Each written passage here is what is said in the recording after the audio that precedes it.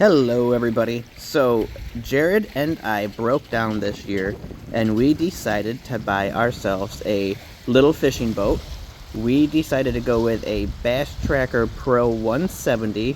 It's a slight upgrade from the one that we originally wanted, but we are getting ready to take it out on the lake for our first time. And here we go.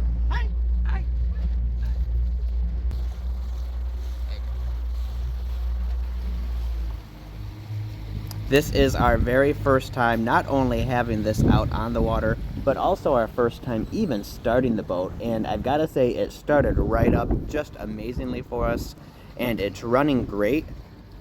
Today is all about breaking in the engine. The Mercury engine is a 50 horsepower, and it does have a break-in process where we have to drive it at various speeds for certain lengths of time. And it's actually kind of windy and chilly out here on the water, even though it's in the mid-60s. So we're really just driving it around. We do stop here in a bit and try a little bit of fishing, because if we're out on the lake, we can't not fish. This was actually a really great first experience out on the water for us. I'm used to trolling motors, or even more recently, just a paddle and a kayak.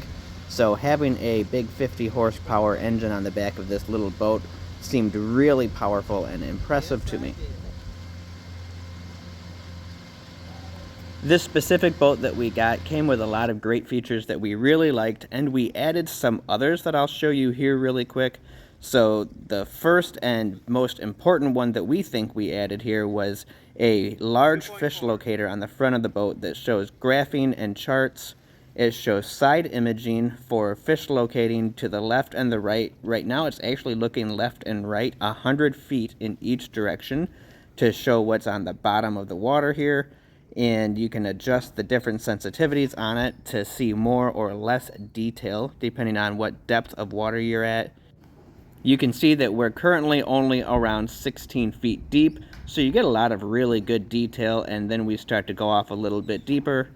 And then we have straight up down imaging that shows the details directly below the boat. And you can see in this quick image here, I know there's a reflection on this, but you can see a steep slope that goes down. We're currently at 12 feet deep. I think we went from like 3 feet down to 12, and that's what the slope is. And I actually really like this down imaging view. The boat also came standard with a 45-pound thrust trolling motor, and I'm going to unlock that here, and we're going to troll around and do a little bit of fishing and casting for bass, or honestly, this early in the season, just whatever hits. We don't care. We won't be picky. So I'm going to get that in the water, and we're going to do a little bit of fishing here and try to use the wind to our advantage to get those lures out there pretty far into the lake. Okay, well, we gave it our damnedest. We fished for probably half an hour or so. It's pretty cold and windy, so we're going to move on and just keep breaking in the engine here. You can see how windy it is. I'm glad I bought this different hat that I can actually strap onto my head. Otherwise, my regular hat that I really like to wear would have been gone. It's super nice having that big fish locator up front. I can watch the depth from way back here in the back of the boat. And then over on the side of the boat by the steering column, Jared actually has another monitor that he's been watching that shows him where he's at on the lake. Here is some of the storage that came with the boat. There is a rod holder. It actually says it only holds up to 7-foot rods, but we've got bigger than that in there. We have a live well that we probably won't ever use since I'm allergic to fish. It looks like it'd be a great cooler. There's a little spot for some storage up there. We'll probably use that quite a bit, maybe for some fishing lures, some boxes, stuff like that. Here's the live well filling up, so we know it works. We had to test it out just for fun, and it's kind of a neat feature to have, but again, it probably won't get used a ton by us. Looking towards the back behind the seats, we have storage right back here. We have quite a bit of stuff in it already, but we'll probably also switch that over to fishing boxes. There's our 2 batteries, including an upgraded lithium battery, and our 11-gallon gas tank. And there's the storage that's under my seat. There is a second Humminbird fish locator that is mounted by the steering wheel to the boat, and right now we have it set up as a Helix 8, but it is already being upgraded. We're going to end up with the Solix that's going to mount there. That way we can network the two fish locators, and they can share imaging and map data and all kinds of neat stuff. There is the current Helix 8 that we ended up buying to replace the cheap one that it came with. And again, that's getting upgraded just as soon as it shows up in the mail. We bought it right from the Humminbird website because they had a good deal on them right now and some rebates that came with them. And having them networked is really a huge benefit for us. These things nowadays, they'll even play music, control your trolling motor, and do all kinds of stuff. It's just amazing how much that technology has come along in the last few years.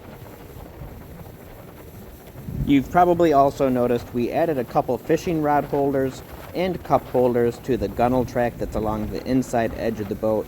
There's also just a ton of other things you can add to these, but we're not trying to go too crazy too quick until we know exactly what we're actually going to use.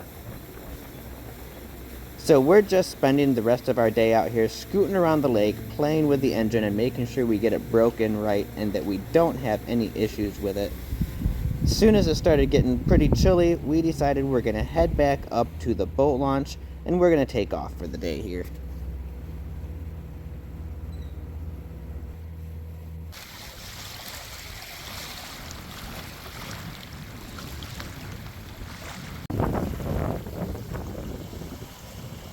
Oh yeah, pulls it right out. Very nice. Very nice. We weren't incredibly confident that Jared's vehicle would be able to pull the boat out of the water super easy. We are right at the max for towing capacity, but his vehicle did a great job. And now we're draining the water out of the boat and out of the live well and getting it prepped to pull it back home after its first trip out on the lake.